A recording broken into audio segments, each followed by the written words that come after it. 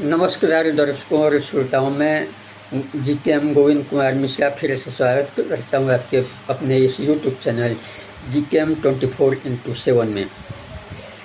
दुनिया के सबसे बड़े लोकतंत्र का सबसे बड़ा लोकतांत्रिक महापर्व यानी कि लोकसभा चुनाव इस समय हमारे देश में चल रहा है और इस महापर्व के अवसर पर अपनी बात रखना मैंने भी उचित समझा।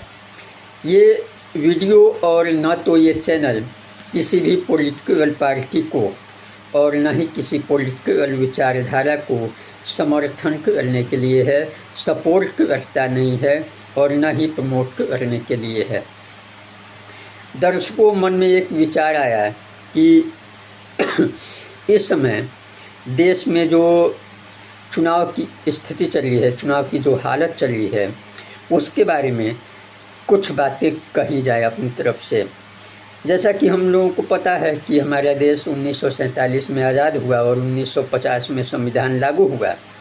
1951 में पहले जो है जनरल इलेक्शंस हुए, लोकसभा के चुनाव हुए और 1951 से लेकर आज तक यानी कि 2024 तक इन 73 सालों में मत प्रतिशत 73% भी नहीं पहुंचा है, 70% भी नहीं पहुंचा है। पिछले लोकसभा 2019 में ये प्रतिशत 67.36% था, जो कि कम है। एक तरीके से कहा जाए तो लोकतांत्रिक देश है, बड़ा लोकतांत्रिक देश है, तो ये आशा की जाती है कि 75% या 80% या 90% चुनाव होने चाहिए, लोगों के जो है अपने मत जो है आने चाहिए, क्योंकि हम गर्व से कहते हैं कि हम दुनिया के सबसे बड़े लोकतंत्र हैं। और यही नहीं, हम आगे भी कहते हैं कि we are the mother of democracy, हम लोकतंत्र के जनक हैं या जननी हैं। तो मदर ऑफ डेमोक्रेसी में चुनाव का प्रतिशत इतना कम होना एक सोचनीय विषय है। तो इसी विषय पर लेकर मैं आपके सामने ये वीडियो आया हूँ। तो बात करेंगे कुछ आंकड़ों की और कुछ कारणों की और उनके निवारण के भी बारे में बात करेंगे। सन 1951 से लेकर 2024 यानी कि 73 साल हो गए और मत प्रतिशत का इतना कम होना एक सोचने वाली बात है। तो इसका एक कारण ये है कि हमारे देश की जनसंख्या बहुत अधिक है, तो इसके कारण हम लोगों को जो है जागरूक नहीं कर पाते हैं मत प्रतिशत के बारे में। मेरा जहाँ तक मानना है कि ये जो मत प्रतिशत है ये 90% तो होना ही चाहिए। और आज के समय में ये पिछले 2019 के चुनाव में ये मत प्रतिशत रहा था 67.36%, जैसा कि मैंने पहले भी बताया है। यानी कि आज भी हम, मेरे अनुसार जो मत प्रतिशत होना चाहिए उससे 22-23% कम है। 1967 में जो चुनाव हुए उसमें वोटिंग प्रतिशत 61.33% था और 2019 में ये 67.36% का है। यानी कि जो बढ़ोतरी हुई मत प्रतिशत में वो 6.03% की बढ़ोतरी हुई, जबकि बढ़ोतरी तो 6.03% की ही हो रही है, जबकि मतदाताओं की संख्या की बात करें तो ये बढ़ोतरी 400% है। यानी कि हम बहुत ही अधिक उदासीन हैं। 400% मतदाताओं की बढ़ोतरी के बावजूद भी मत प्रतिशत 6.03% होना ये गंभीर बात है। इसके कुछ कारण सामने आए हैं, उन कारणों पर भी विचार करेंगे। तो पहला जो कारण है शहरी लोगों में उदासीनता, उसमें भी एक कारण है चुनावी प्रक्रिया से मोह भंग होना। तो जो शहरी लोग हैं उनमें जो है उदासीनता होती है। पहली बात ये, जो हमारे देश में चुनाव होते हैं वो अनेक तरह के होते हैं। लोकसभा के चुनाव होते हैं, उसके बाद विधानसभा के चुनाव होते हैं उसके बाद जिला पंचायत के चुनाव होते हैं, ग्राम पंचायत के चुनाव होते हैं, फिर जो है अन्य भी नगर निकायों के भी चुनाव होते हैं। तो अनेक तरीके के चुनाव होते हैं। तो ये ऐसे चुनाव हैं कि लोग किसी चुनाव में जाएं या न जाएं, लेकिन मेरा जहाँ तक मानना है कि हमें लोकसभा और विधानसभा के चुनाव में तो हिस्सा ज़रूर लेना चाहिए, क्योंकि हम देश के किसी न किसी हिस्से से हमारा संबंध होता है, संबंध है, और साथ ही राज्य के भी किसी न किसी हिस्से से संबंध होता है। कानून जो है वो देश और राज्य के स्तर पे बनाए जाते हैं। समवर्ती सूची और केंद्र की सूची होती है, एक राज्यों की सूची होती है, एक समवर्ती सूची होती है। तो संवैधानिक नज़रिए से देखा जाए तो स्टेट इलेक्शंस और जनरल इलेक्शंस का बहुत अधिक महत्व है। आज भी शहरी लोगों में चुनावी प्रक्रिया से मोह भंग है। उसका कारण ये है कि कई बार स्थानीय नेताओं के लोग, स्थानीय स्तर के लोग चुनाव में गुंडागर्दी या दबंगई करते हैं। ये स्थितियाँ काफ़ी सुधरी हैं, लेकिन इस पर और भी काम होना बाकी है कि आप हमें वोट दीजिए, नोट के बदले वोट, ये सारे लालच चलते हैं। दूसरा कारण है राजनीतिक दलों या उम्मीदवारों से मोह भंग। तो इसका भी एक निवारण पहले बताया गया है कि किस तरीके से चुनाव आयोग ने एक नोटा का भी ऑप्शन दे रखा है। यदि आप किसी राजनीतिक दल या उम्मीदवार के प्रति सकारात्मक रुख नहीं रखते हैं, आप उससे सहमत नहीं हैं, उसका जो है बिहेवियर या फिर जो भी है आपको पसंद नहीं आता है, आपने अनेक बार राजनीतिक दलों से ये अनुरोध भी किया है कि हमें ये उम्मीदवार नहीं चाहिए, आपकी बात नहीं सुनी गई, तो आपके पास ऑप्शन है कि आप नोटा का भी बटन दबा दें। तीसरी चीज़ ये कि अपने मत का मूल्य न समझना। लोग ये समझते हैं कि हमारे एक वोट देने से क्या होगा। जहाँ करोड़ों लाखों वोट पड़ते हैं वहाँ एक वोट से क्या हो जाएगा। ये भी एक गलत सोच है, क्योंकि अगर आप ऐसा सोच कर वोटिंग करने नहीं जाएंगे तो आपके सोच से कहीं प्रभावित होकर और लोग भी अगर वोटिंग करने न जाएं तो ये एक एक की संख्या लाखों करोड़ों में पहुंच जाती है। और ये संख्या आप यकीन नहीं मानेंगे कि 30 करोड़ के आसपास पिछले लोकसभा चुनाव में रही है जिन लोगों ने वोटिंग नहीं किया है। उसके बाद आता है आसपास के मुद्दों की या तो जानकारी न होना या परवाह न होना।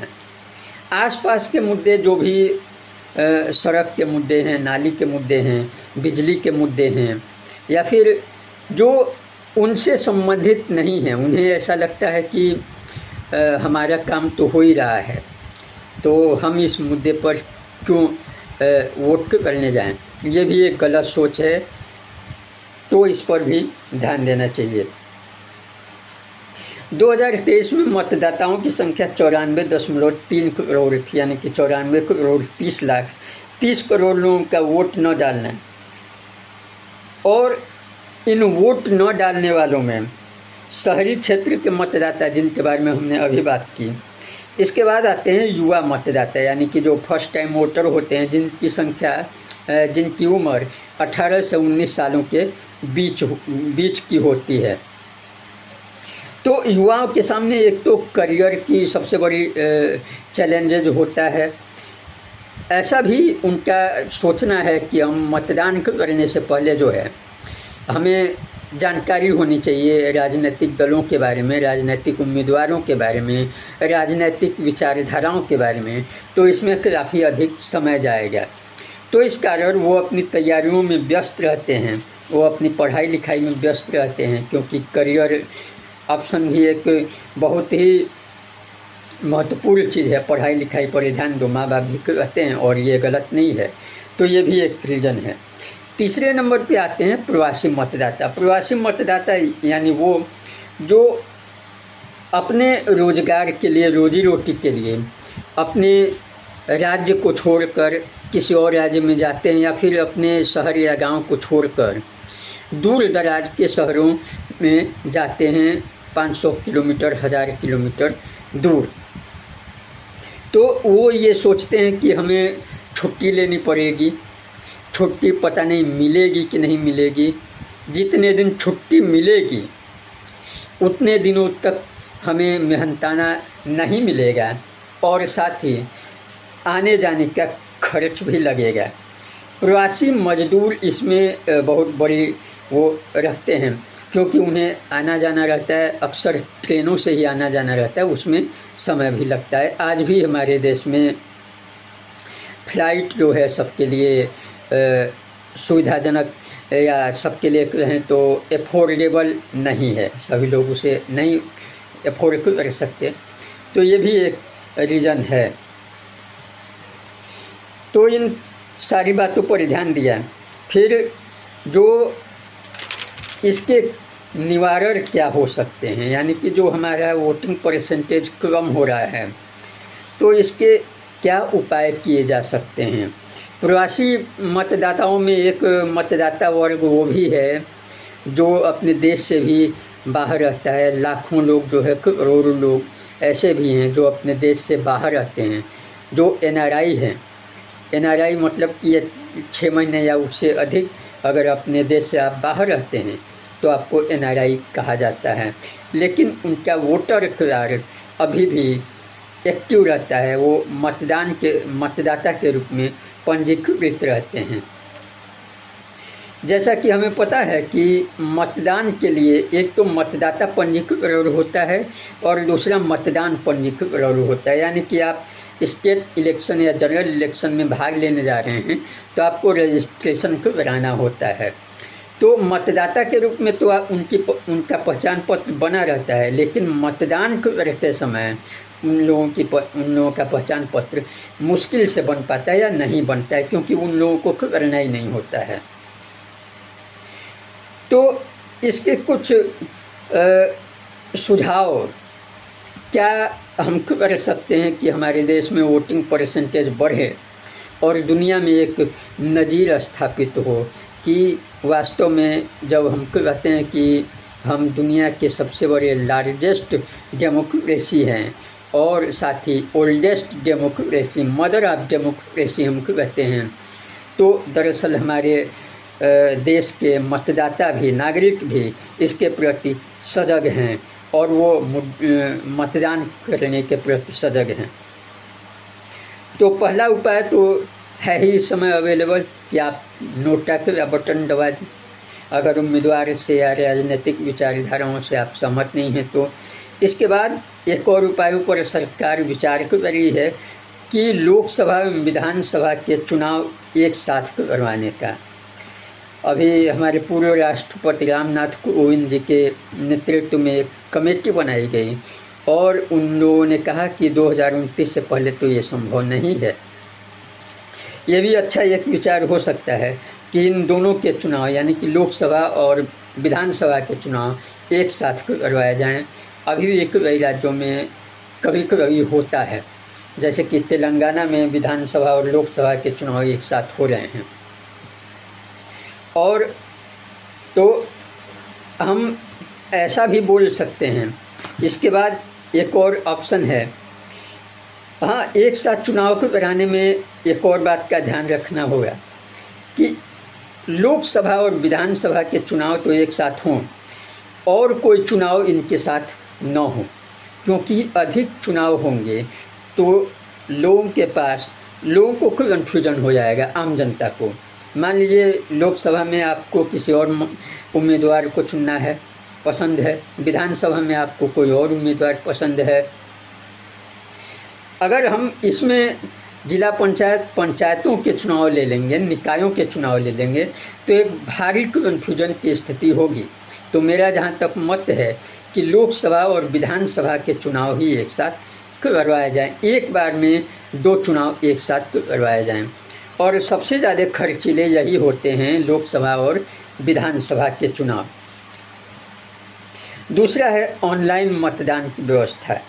ऑनलाइन मतदान की व्यवस्था हमारे इलेक्शन कमीशन ऑफ इंडिया को यानी कि भारत निर्वाचन आयोग अगर करा दे तो फिर ज़्यादा सुविधाजनक होगी। अधिकतम लोग, मैक्सिमम लोग भाग ले सकेंगे इन चुनाव में। जो संख्या 30 करोड़ है वो 30 करोड़ नहीं रहेगी। तीसरा है कि अगर ऑनलाइन में कोई दिक्कत है, वैसे अगर फुल प्रूफ व्यवस्था बनाई जाए तो हैकिंग तो किसी भी चीज़ की जा सकती है, लेकिन फिर भी सुविधाएं सरकार देती है, हैकरों से डर के नहीं।